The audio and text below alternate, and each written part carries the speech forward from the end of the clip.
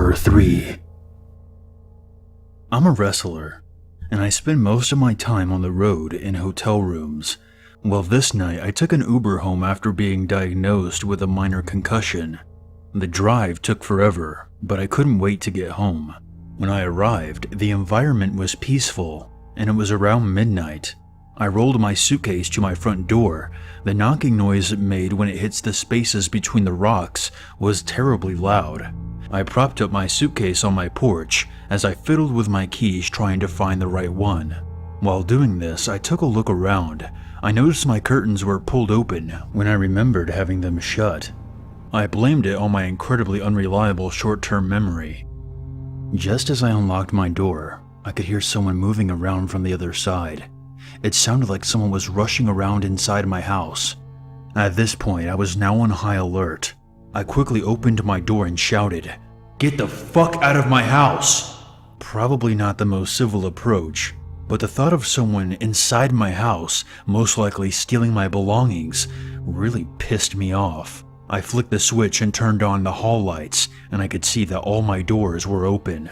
Somebody was in my house, and I was going to find them.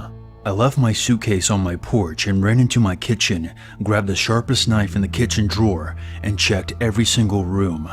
I found nothing. I assumed they escaped, so I shut all my doors and made sure that they were locked. I then sat down on my sofa and pulled out my iPhone. What I saw, and the reflection of the blank screen, made my skeleton jump out of my skin. The one place I didn't check was behind my couch, and I could now see in the reflection of my phone that someone was standing right behind me. The person then noticed that I saw him and charged at me, screaming like a maniac. In a span of only a few seconds, I grabbed the knife that was on my coffee table in front of me, turned around and stabbed the man in his shoulder. I then made sure that he didn't go anywhere. The cops arrived soon after, and they sent him to the nearest hospital. I looked around my house to see if anything was taken. Nothing seemed to be out of place. I assumed that this creepy guy was just squatting in my house and was most likely homeless. I even felt kind of bad for stabbing him, but it was noted as self-defense. Number 2. This happened a while ago. Me and my brother Ron were in my room watching football, screaming at the screen when our team would do something idiotic. We were about 40 minutes into the game. Ron slammed his fist into the remote, turning the television off by accident. I turned the TV back on, and as the screen loaded back up, we heard footsteps coming from downstairs. Ron and I quickly turned our heads to the bedroom door. I turned down the volume to hear the noises clearer. "I think someone's inside," Ron said. I could hear the shudder in his voice. He was anxious. "No, it's probably just the dog," I responded. Ron, however, was a lot more cautious. He walked over to the bedroom door and locked it. The click it made alerted the intruder. We heard even more footsteps. Ron then whispered, "That's not the dog." Ron, acting nervous, put me on edge, so I agreed with him and turned off the bedroom lights. Ron then looked around the room, trying to find some sort of object we could use as a weapon. I sat next to the door, with my ear placed on our wall.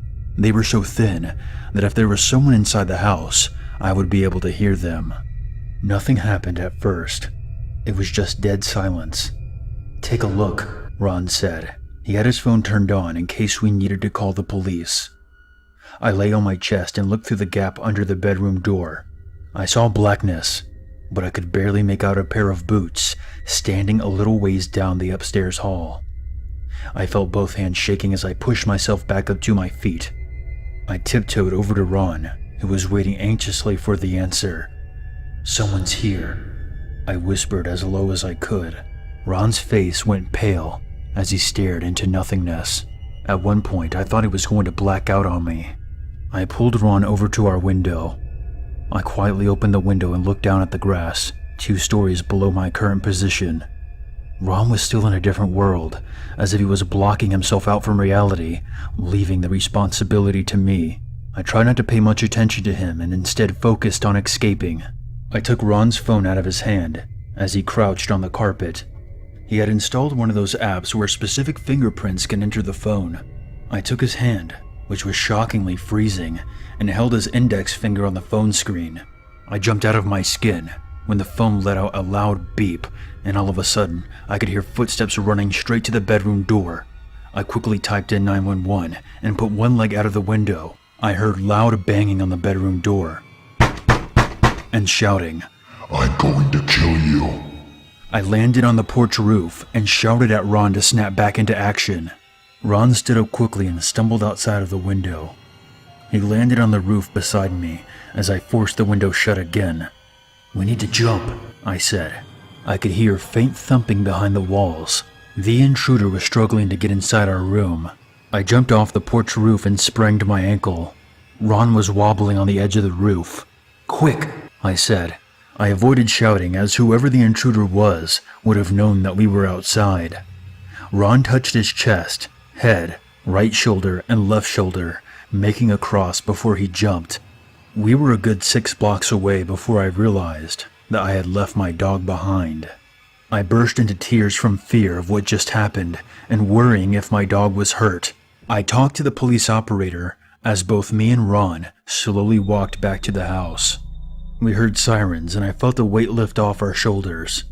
As we approached our house, we noticed that the police were now outside. Me and Ron hid beside our porch. Both of us were waiting to come face to face with the intruder.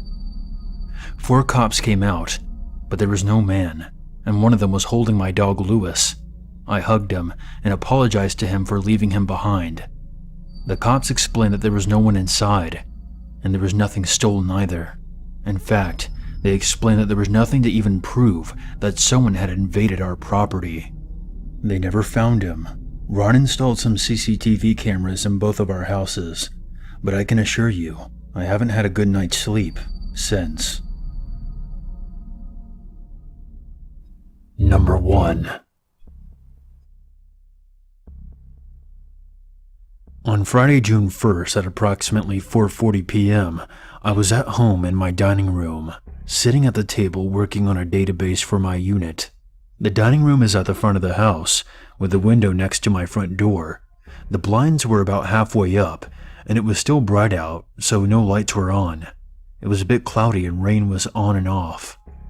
While sitting there doing my work, someone approached my door. They proceeded to begin ringing the bell very quickly, as well as pounding on the door. This set my dog off, completely off, in a way I've only ever seen him act once before in the past, when he led police to an armed man mugging people, which is a completely different story for another time. My dog was at the window with the blinds partway up, barking at the person. I got up and looked through the peephole. At the door was a late teens, early 20s looking African-American male. He had nothing in his hands, and he wasn't acting as if there was an emergency. There was a vehicle parked in my driveway still running. Upon assessing the situation, I deemed that there was no emergency and he wasn't selling anything. I made the decision not to answer my door, as I never answer the door if I don't know who it is, or if they're going door to door.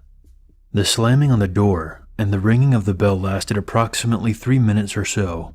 The person stopped and went back to the car. He entered the rear passenger door and they slowly backed out of the driveway. I watched the car as it left to make sure they were just going to each house. They backed out and went around the corner. This struck me as odd, because the road they went down was a dead end. The hair on the back of my neck stood up, and I started to get this really bad feeling. As a citizen and a soldier with combat training, I always like to be ready. I had an EDC weapon with me, in this case, a Glock 26 Gen 4, loaded with 147 Winchester Ranger T rounds. After watching the car leave, I quickly went to my bedroom to grab my shoes and take a look around. It was now approximately 4:45 p.m. I slipped on my shoes and was about to lift my foot up on the bed to begin tying the first foot when I heard a large bang at my back door. I immediately dropped what I was doing and took a defensive position. From my vantage point, I could clearly see the back door, and they could not see me. Standing at the low and ready point, There was a second large bang at the back door. It flew open so hard that the doorknob and the deadbolt put holes in the wall. I brought my gun up, and 2 African American males began to enter. I yelled at them to stop.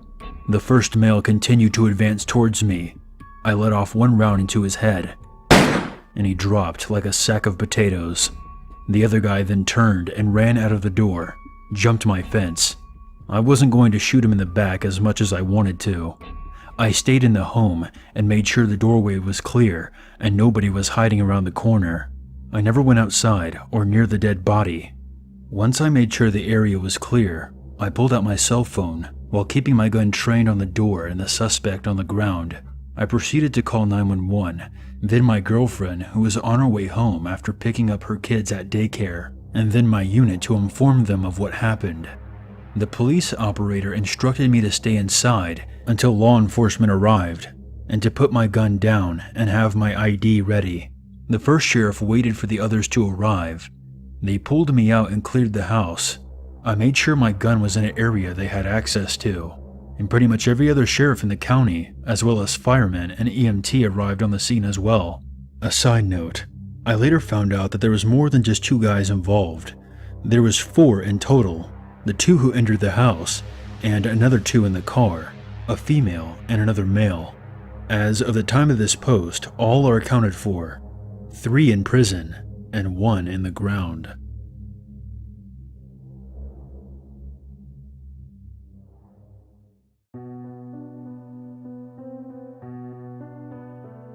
Hey guys, Unit 522 here, and I want to thank you very much for watching my video. I would appreciate it very much if you would share, like, and comment. And if you're new to this channel, become one with the Unity by hitting the subscribe button. If you have a scary story or experience that you want featured on this channel, you can always send it to my email or post it on the Free Horror Stories subreddit. The links for those can be found in the description below. If you would like to help out this channel even more, consider a PayPal donation. And for more updates, be sure to follow me on Twitter. There's nothing wrong with a little darkness in your life, as long as you never forget, there's always a reason to be afraid.